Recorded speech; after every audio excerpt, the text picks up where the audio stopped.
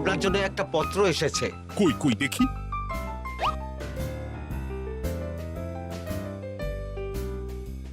ঠিক আছে, তুমি এখন এসো। কিসের পত্র মহারাজ? দাঁড়াও, আগে গোপাল আসুক, তারপর বলছি। এই তো চলে এসেছি মহারাজ। দেখুন আজকেও দেরি।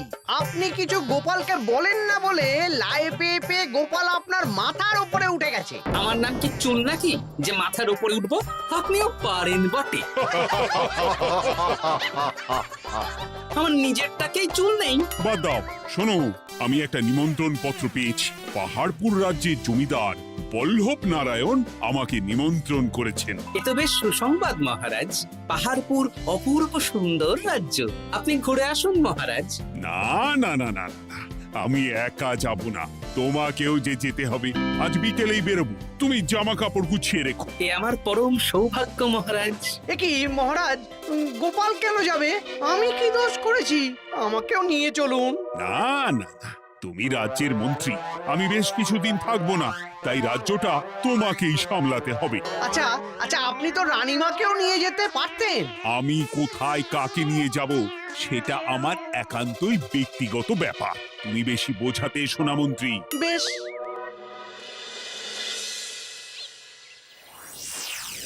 গোপাল গোপাল আর গোপাল, এই গোপালের জন্যে আমাদের কপালটাই মন্দ থেকে গেল।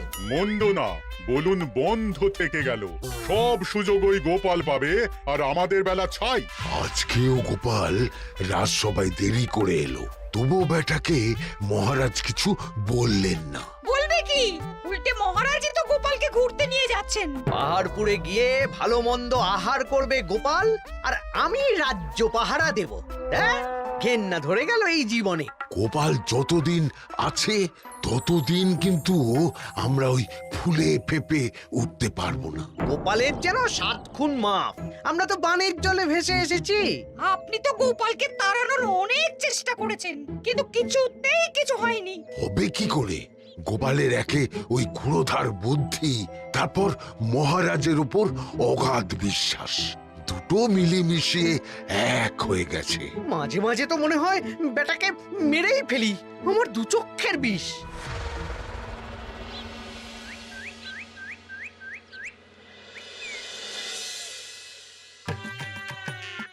বলছি গিন্নি, কি এত তুমি পোটলায় বাঁধছো বলো তো?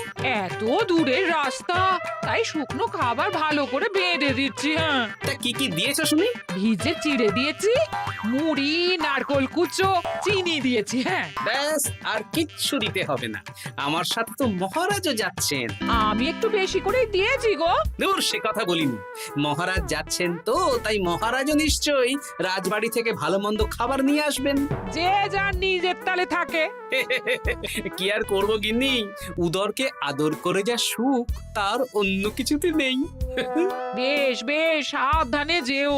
হ্যাঁ, তুমিও সাবধানে থেকো কিন্তু। আর নাতনি নাতনিগুলো এলে তাদের জানিয়ে দিও যে দাদু বেশ কিছুদিন থাকবে না। ঠিক আছে গো, ঠিক আছে। সাবধানে যাবেন মহারাজ।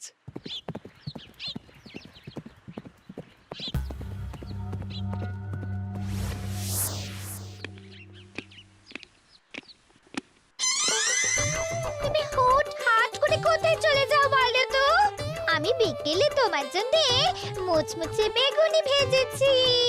সে ঠিক আছে, কিন্তু তোমাকে এখন রান্নাঘরে থাকলে হবে না গিন্নি।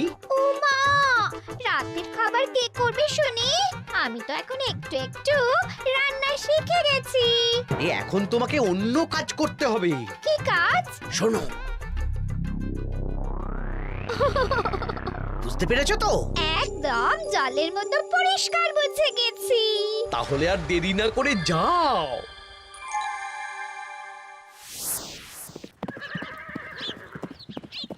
মহারাজ, একটা কথা বলতে পারি? বলো গোপাল। আমরা পাহাড়পুর জমিদার বাড়িতে যাচ্ছি কেন? তুমি তো জানো আমাদের সেনাপতি এখন একা একাই নিজের সংসার সামলায়। হ্যাঁ, ওই ঘটনার পর থেকে তো সেনাপতির জন্য ভালো পাত্রীও পাওয়া যায়নি। পাহাড়পুরের জমিদার বল্লভ নারায়ণের একমাত্র কন্যা এখন বিবাহযোগ্যা।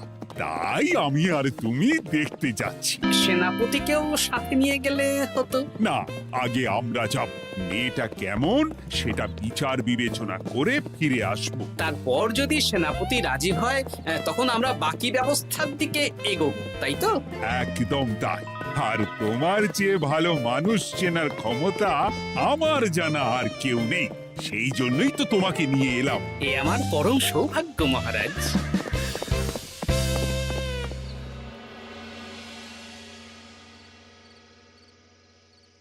প্রণাম রানীমা। আরে মন্ত্রী গিন্নি যে, বলো বলো। এই কিছু বেগুনি ভেজেছি, তাই আপনার জন্য নিয়ে এলাম রানীমা। সরলা, তুমি ওটা রান্নাঘরে নিয়ে যাও। আচ্ছা রানীমা। ওমা, এই গয়নাটা পরে কি সুন্দর লাগছে আপনাকে। নতুন নিলেন?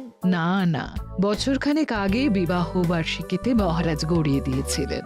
একটা কথা বলবো রানীমা? বলো না, কি বলবে? আমার মনে হয় আপনাকে আমাদের মহারাজ না আর আগের মতন ভালোবাসেন না।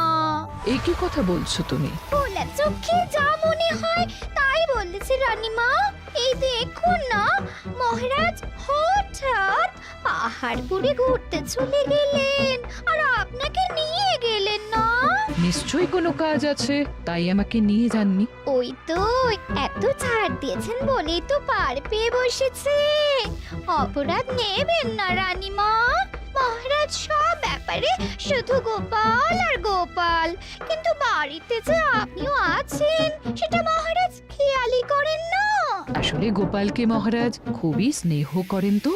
আপনি আগে না গোপাল আগে? পাহাড়পুর তো এত সুন্দর জায়গা, চারিদিকে পাহাড়, পাহাড় থেকে নেমে আসছে নদী। ভাবুন আপনাকে মহারাজ নিয়ে যেতেন যদি। সত্যি তো, আমাকে তো মহারাজ নিয়ে গেলেন না। নিয়ে যাবেই বা কেন? আপনাকে তো আর মহারাজ আগের মতো ভালোই বাসেন না। সব ধ্যান জ্ঞান এখন শুধু গোপাল। হ্যাঁ, সত্যি তো, আমি তো এটা ভেবেও দেখিনি কখনো। গোপালই আপনার কপাল পুড়িয়েছে। আসছে রানীমা।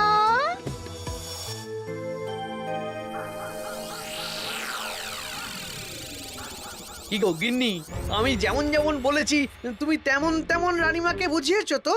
হ্যাঁ হ্যাঁ, আমি একেবারে এমন ভাবে কানে পুষ্পমন্ত ঢেলেছি, রানীমার কান মাথা সব সব ভরে গেছে। এবার শুধু মাঝে মাঝে ইন্ধন জুগিয়ে যেতে হবে, বুঝলে? তারপরে তোমার পথের কাঁটা ফাঁকা হয়ে যাবে। আর একবার গোপাল সরে গেলেই আর কোনো চিন্তা নেই। দু হাত ভরে রোজগার করবে গো। কি কেমন লাগছে যাত্রা? বেশ ভালোই মহারাজ।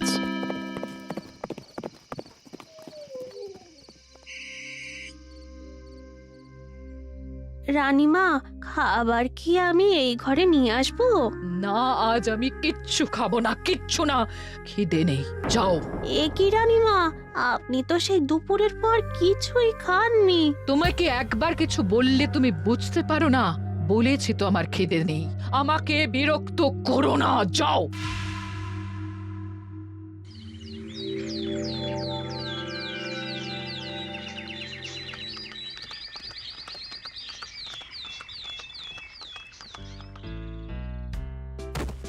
আসুন মহারাজ কৃষ্ণচন্দ্র, আসুন আসুন আসুন।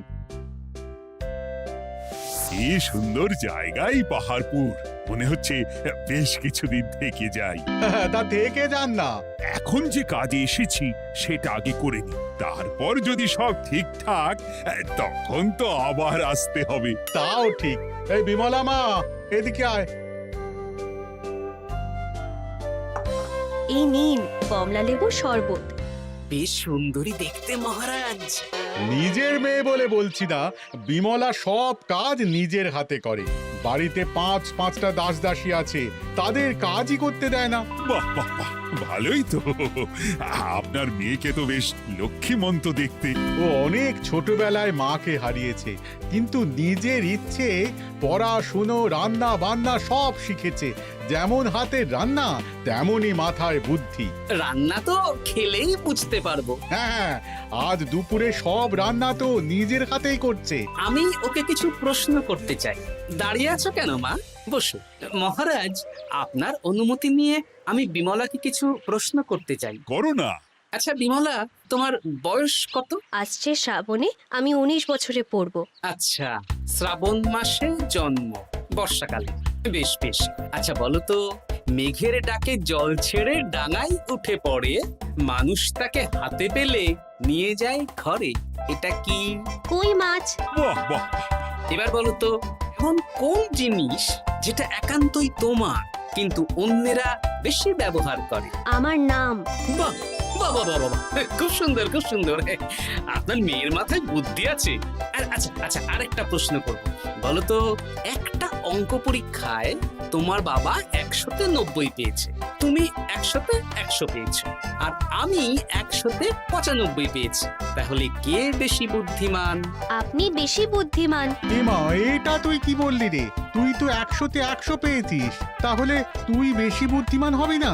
না না, আমি হলে তো বুদ্ধিমতী হব। দারুণ দারুণ। জমিদার মশাই, আপনার মেয়ে সত্যিই বুদ্ধিমান। না মানে বুদ্ধিমতী। এবার দুপুরের ভুরি ভোজটা খেলেই বুঝতে পারবো হাতের জাদু।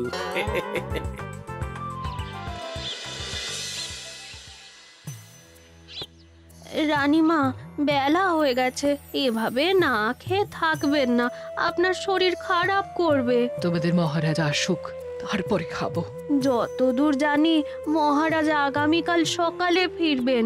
বেশ, আমাকে একটু শরবত করে এনে দাও, আর কিছু খাবো না। আচ্ছা রানীমা। বুঝলি, আজ পুকুর ঘাটে গিয়ে যা শুনলাম না। কি শুনলে? রানীমা গতকাল বিকেল থেকে কিচ্ছু খাচ্ছেন না, মহারাজের ওপর রাগ করে। এখন রানীমার রাগ, এরপর ভাগ গোপাল ভাগ।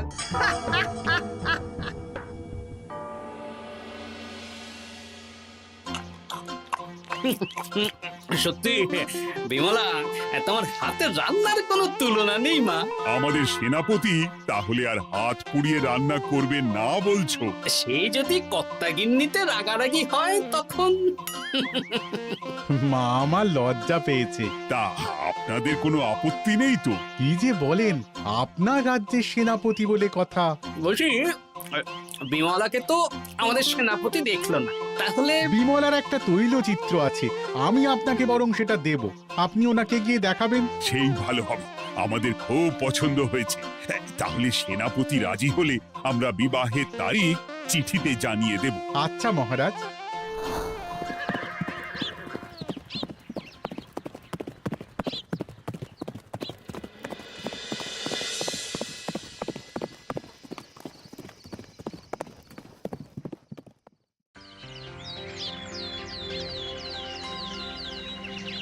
মহারাজ, আমি তাহলে আসি। যাওয়ার পথে আমি সেনাপতির সাথে কথা বলে নেব। হ্যাঁ হ্যাঁ গোপাল, এসো। বেশ ভালোই কাটলো পাহাড়পুরে। হ্যাঁ মহারাজ, অনেক ধকল গেছে, যান গিয়ে বিশ্রাম নিন।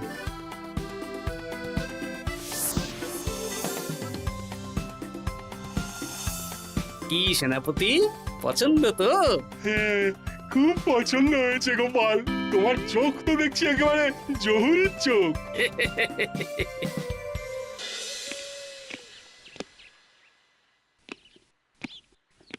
চিরটা কাল আপনি ওই গোপাল গোপাল করে কাটিয়ে দিন। কি হলো? রানীমা গত পরশু থেকে কিচ্ছু খাননি, গতকাল একটু শরবত খেয়েছেন শুধু। কেন, কি হয়েছে? দেখুন মহারাজ, সহ্যের একটা সীমা আছে। আরে, আমার তো কিছুই মাথায় ঢুকছে না। মাথায় শুধু গোপাল থাকলে আমার কথা ঢুকবে কি করে মহারাজ? আপনি আমাকে আর আগের মতো ভালোবাসেন না মহারাজ।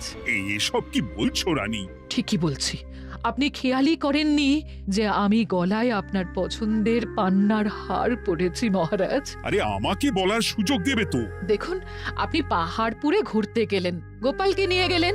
আমারও মনে হয় কোথাও ঘুরতে যাই মহারাজ। আরে গোপালকে নিয়ে যাওয়ার প্রয়োজন ছিল, তাই নিয়ে গেছি।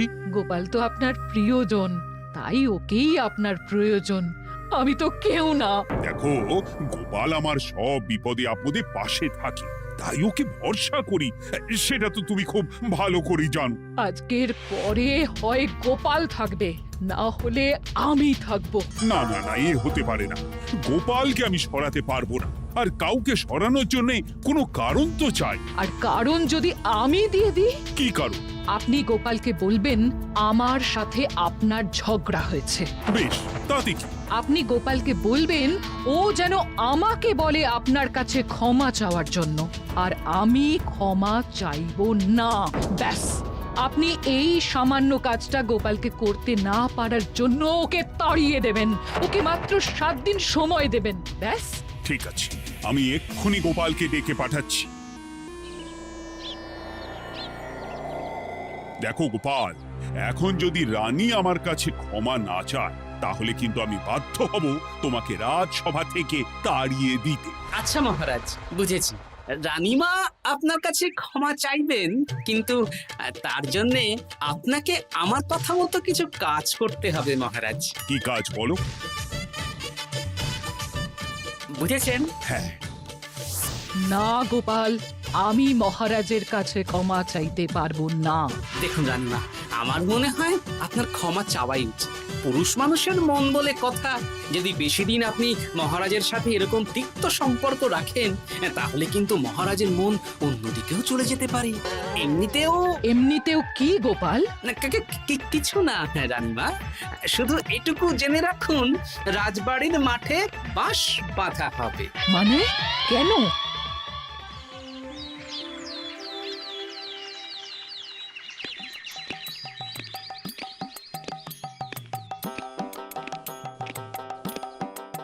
আসতে পারি মহারাজ?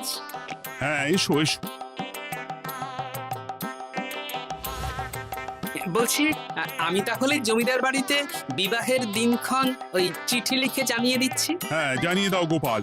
আর কি কি কেনাকাটা করতে হবে সেটার একটা তালিকা বানিয়ে ফেলো। আচ্ছা মহারাজ, মেয়ের শাড়ি আপনি নিজে পছন্দ করে কিনবেন তো? হ্যাঁ, ওই শাড়িওয়ালাকে আজকে দুপুরেই আসতে বলো। আচ্ছা মহারাজ। বিয়ের শাড়ি, কেনাকাটা, এসব কি মহারাজ? সেসব বলা যাবে না রানী, সময় হলে জানতেই পারবে। তবে বিমলাকে অপরূপ সুন্দরী দেখতে, এটুকু বলতে পারি। দেখুন তো মহারাজ, ওই টোপরটা ঠিক আছে কিনা? একদম ঠিক আছে, খুব সুন্দর।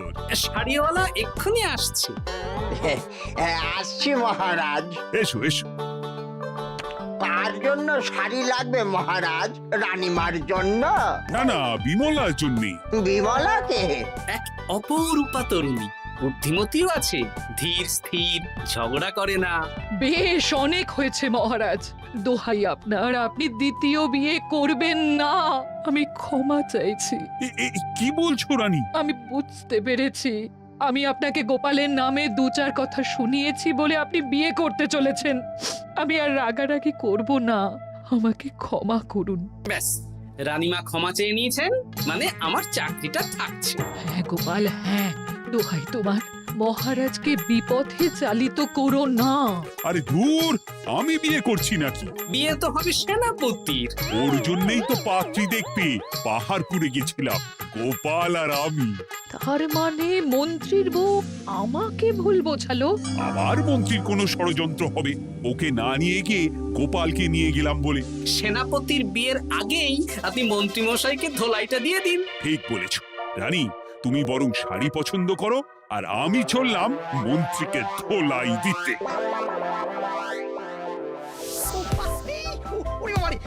তুমি এত নীচ, তোমার গিন্নিকে দিয়ে রানীর কানে বিষ ঢালা? ভুল হয়ে গেছে, ভুল হয়ে গেছে, ক্ষমা করে দিন। এখন মন্ত্রী মশাই ভ্যাঁ করছেন, কদিন পরে সেনাপতির বিয়েতে পে হবে ছাদনা তলায়।